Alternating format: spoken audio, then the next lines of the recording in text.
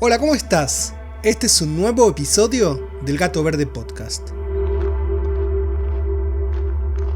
Esta fue una semana con mucho trabajo para mí y cuando me quise dar cuenta ya estaba grabando este episodio. El tiempo pasa muy rápido. Esta vez tenía ganas de hablar de la creatividad, o cómo ser creativo y los mitos y verdades que rodean a esta palabra. Pero antes, te pido que te suscribas al canal, actives las notificaciones, compartas y comentes. Y también, si algo de lo que escuchaste te interesó o tenés ideas que te gustaría que habláramos en el podcast, puedes dejarla en los comentarios. Gracias. Buscando como siempre la etimología de la palabra crear o creativo, viene del verbo crear, que es la capacidad de engendrar o tener hijos. La creación es sin duda una manera de dar a luz algo propio que viene de nuestro interior. Es algo natural y completamente humano. Es también la posibilidad de expresar aquello que somos, nuestras visiones y lo que imaginamos. A cada paso que damos estamos creando nuevas situaciones, nuevas ideas o posibilidades. También con esto mismo de que son cosas que engendramos, me he encontrado muchas veces sintiendo un afecto o un cariño por una imagen o un libro que hice, como si una parte mía hubiera salido para afuera. Nuestras creaciones son como hijos que traemos al mundo. Existen, son observados, interpretados y van solos haciendo su camino por el mundo.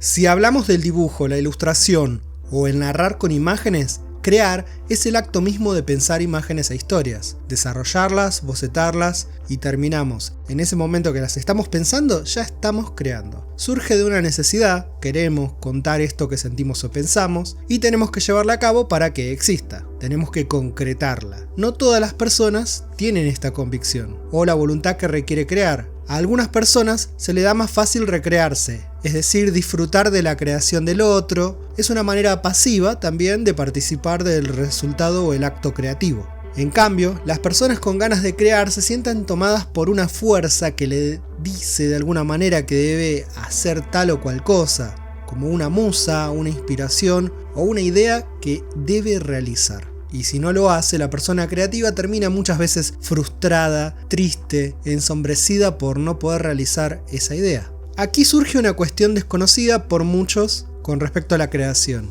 y es que no siempre es placentero crear. A menudo, la decisión de llevar a cabo una idea, una imagen, un libro, requiere mucho trabajo, y aparecen una gran variedad de problemas técnicos o narrativos que tenemos que resolver. Crear siempre tiene contratiempos, idas y vueltas con opciones, puede caer en algún momento el entusiasmo, pero si la intención se sostiene, uno sigue hasta lograr ese objetivo, realizar la obra, la imagen. Muchos autores creativos, por ejemplo en el cine o la literatura o la pintura, tenían un proyecto que aspiraban a concretar y nunca terminaron, como es el ejemplo de Stanley Kubrick con tantos proyectos que tuvo y no pudo realizar, siendo por ahí el más notable una adaptación de La vida de Napoleón, que de hecho avanzó mucho en el proyecto, pero finalmente le quitaron el dinero para hacerlo y bueno, tuvo que desistir y hizo otra película que se llama Barry Lyndon, un poco ambientada en esa época. La creatividad es también a veces el fruto de una necesidad externa. Una persona hace algo creativo porque necesita sobrevivir económicamente, otras porque le propusieron una idea y tuvo que buscar la forma creativa de resolverla. Por ejemplo, muchos ilustradores de principios del siglo XX crearon y realizaron imágenes acorde a las limitaciones de impresión, que no le permitían usar todos los recursos de color que quisieran. Entonces tuvieron que recurrir a un uso creativo de una paleta limitada para resolver sus ilustraciones en revistas como Gazette du Bon Ton, Harper's Bazaar o Vogue de principios de siglo y que demuestran una enorme creatividad y elegancia a pesar de la presión o la dificultad técnica. Otras veces, el poco tiempo que un artista gráfico tenía para resolver una imagen, lo volvía creativo, lo hacía sintetizar su trazo, hacer más simples los rostros del personaje, decisiones creativas completamente a contrarreloj. Otro ejemplo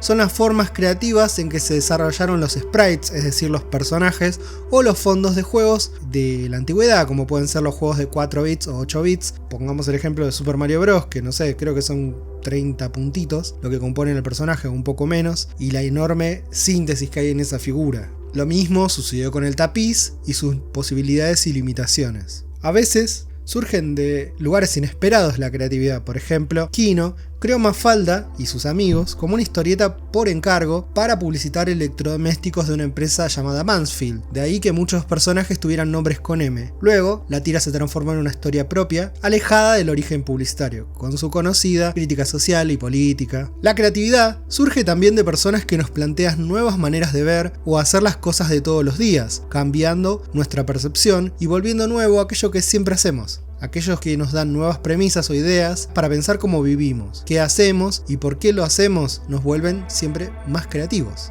Un disparador tal como dibujar a nuestros personajes con otra cara o usar nuestros espacios cotidianos como fondos para nuestras historias e ilustraciones puede hacer cambiar la manera en que percibimos nuestra creación. Cambiar el lápiz por microfibra o por un plumín, o un plumín por un pincel, un marcador por un lápiz óptico nos trae posibilidades creativas y novedades a las formas de hacer lo que se hacía de una manera aburrida o autómata.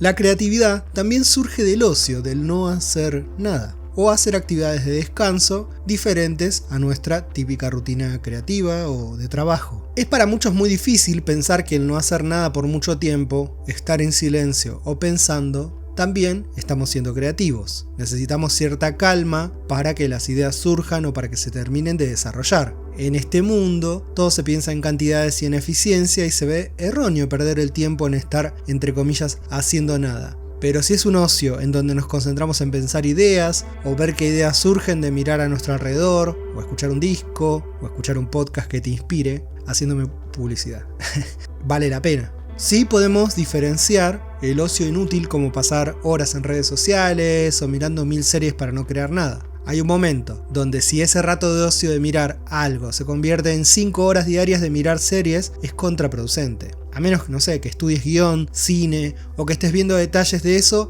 y no seas solo un espectador pasivo de eso que consumís. La vergüenza es otro gran enemigo de la creatividad. Si uno va a crear, tiene que dejar de lado a la vergüenza. Crear siempre está lleno de aciertos y errores, de cosas que salen mal y algunas cosas que salen bien. No se puede andar escondiendo lo que uno tiene ganas de crear. Debe realizar primero y juzgar después. Ver lo que creamos y luego quizás opinar, pero nunca castrar una idea por considerarla mala. Hay una gran cantidad de ideas que se consideraron tontas o inviables y que luego se convirtieron en sucesos. En este momento se me viene a la memoria el creador de Pokémon, al cual no le aceptaron la idea porque les parecía tonta, y sin embargo con el tiempo se volvió un éxito mundial que ayudó a vender miles de Game Boys y bueno, todas las licencias que surgieron desde las series animadas, etc. Si vas a tener vergüenza de algo, que sea vergüenza de no animarte a crear. ¿Para qué crear si no hay nada nuevo bajo el sol? Es verdad que casi todas las cosas que se pueden pensar existen en forma de obra creativa. Tipo, le contás a alguien una idea y te dice, vi un autor que dibuja así también las caras.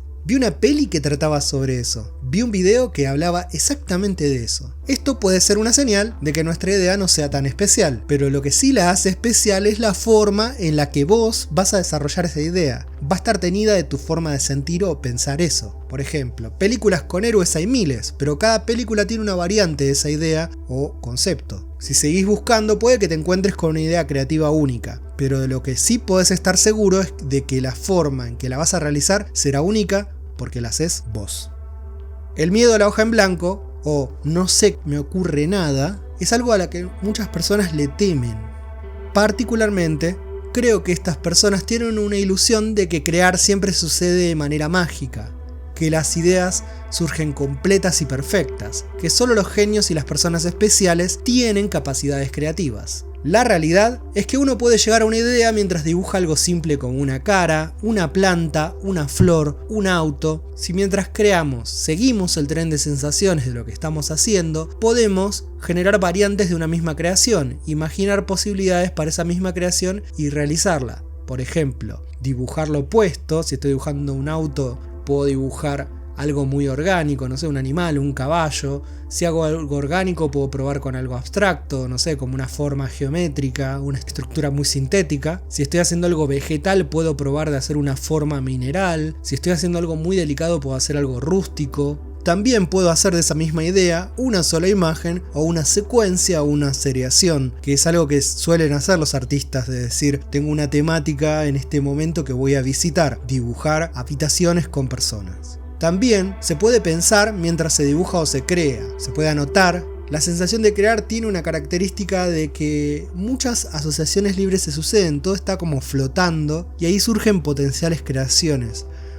Por eso es importante a veces dibujar o crear sin rumbo, seguir lo que la mano tiene ganas de escribir o dibujar. Respecto a los genios creativos o personas súper ocurrentes, es verdad que hay gente con una mayor facilidad para imaginar o crear. Son personas que tienen una cercanía mayor con ese estado. Están siempre con un pie en ese mundo de las ideas. Pero uno también puede tener momentos de contacto con ese plano. No es algo excluyente y tampoco uno debe aspirar a ser un genio, sino más bien a poder expresar lo que uno tiene para dar.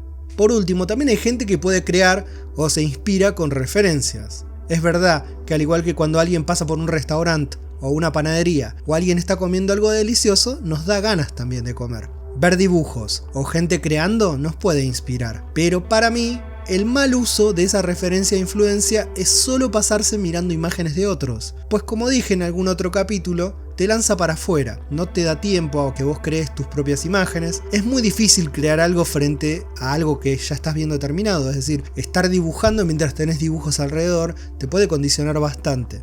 Si lo usás como una especie de marco aspiracional y no te condiciona, quizás tengas la posibilidad de ver esos trabajos de otra manera, casi quirúrgica o técnica. Puede funcionar, pero si no, te terminás perdiendo en eso, te terminás perdiendo en las referencias. Tenía una conocida que como ejercicio se puso a analizar las composiciones visuales de una película, cómo estaban ordenados los elementos, la paleta, y me contó que la tenía que mirar sin audio y sin subtítulos para poder prestar atención a eso que tenía que analizar, si no la película la atrapaba. Lo mismo pasa con los libros y las imágenes. Podemos verlos, pero tenemos que estar atentos a los influjos de sus hechizos, de la magia que ellos emiten.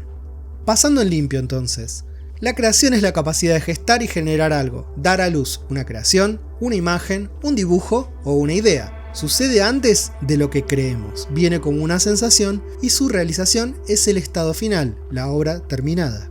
Requiere voluntad o convicción, a veces es placentero crear y otras veces es algo que debemos hacer casi como una necesidad. Puede surgir del ocio, del no hacer nada, no es necesariamente útil, pero es algo que es propio y natural del humano. Quizás lo que creemos no es lo más original que se nos pueda ocurrir, pero puede tener nuestra manera única y especial de hacerse. A veces la creatividad surge espontáneamente, otras hay que ponerse a hacer para que la encontremos en el proceso. Todos creamos, es necesario saber que cada uno va a crear a su manera, a su modo y que es un proceso muy mágico. Después de todo, quienes creamos dibujos o imágenes, somos los que más tiempo pasamos junto a estas imágenes dedicándole horas, a veces días, hasta que lleguen a un buen puerto. Creamos para nosotros y luego la creación hará su propio camino.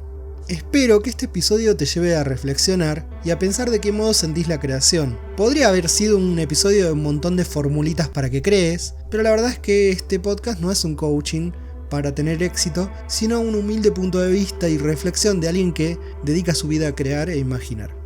No te olvides que si tenés ganas de aprender dibujo e ilustración, podés sumarte al taller online del Gato Verde. En la descripción de este video está la info para que nos escribas. Nos vemos la próxima.